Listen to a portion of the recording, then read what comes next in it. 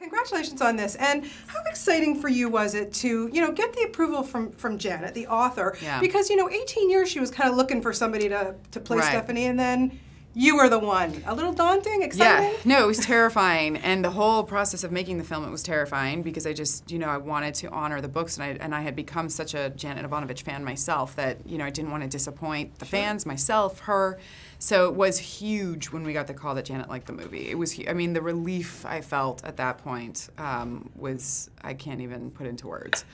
I can imagine. And, and then, my God, Stephanie, she does everything. She picks locks. She, fights bad guys. She shoots guns. What was the biggest challenge? Was it the accent? What was it? The challenge was pretty difficult. And for me, the most important part of it was just being consistent, sticking to whatever we decided that, accent was or whatever I was capable of really doing and not kind of flowing in and out of it.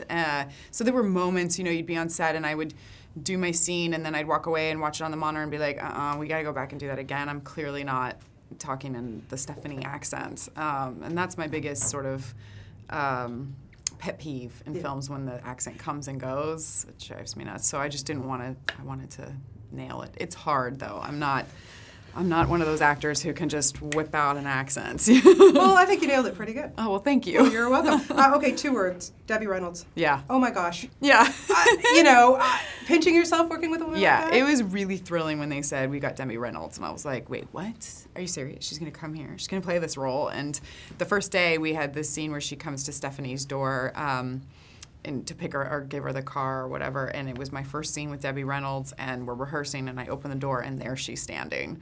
And it was like I kind of, stuttered because I was so nervous, and she's such a legend. But she is such a riot, such a charming, smart, funny woman, and really bawdy, which is a good time. Worked well for the character. Yeah. And I understand she taught you a great trick about a Hall's cocktail. Yeah, if you're choking, not seriously choking where you need the Heimlich, but something's stuck in your throat. If you suck on a Hall's, like a menthol Hall's, for some reason it opens up your throat and lets it sort of slide out.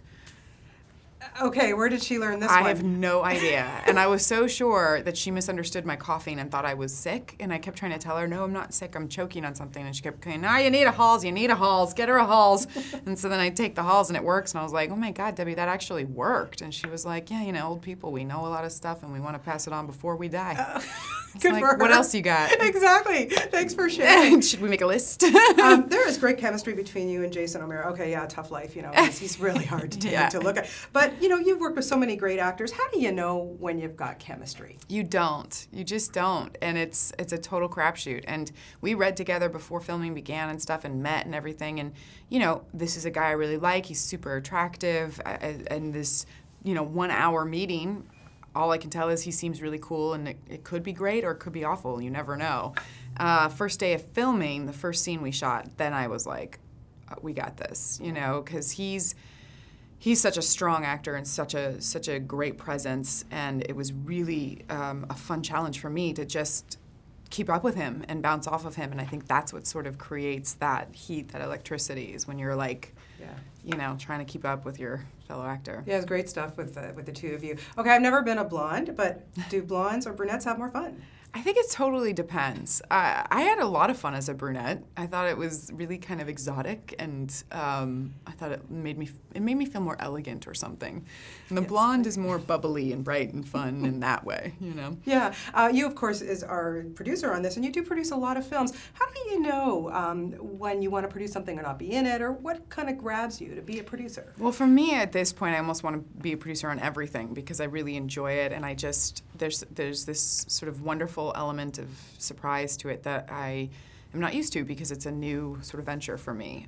So it always is exciting and fun, and I would produce everything if I could, but I don't always have that option. Wow, keep up the good work. And I just wanted to let you know there's about 20 big gulps waiting for you outside. Oh my God, really? No, I'm just joking. Oh, I never want to see another big gulp again. I can imagine. You did a great job. Thank and congratulations. you.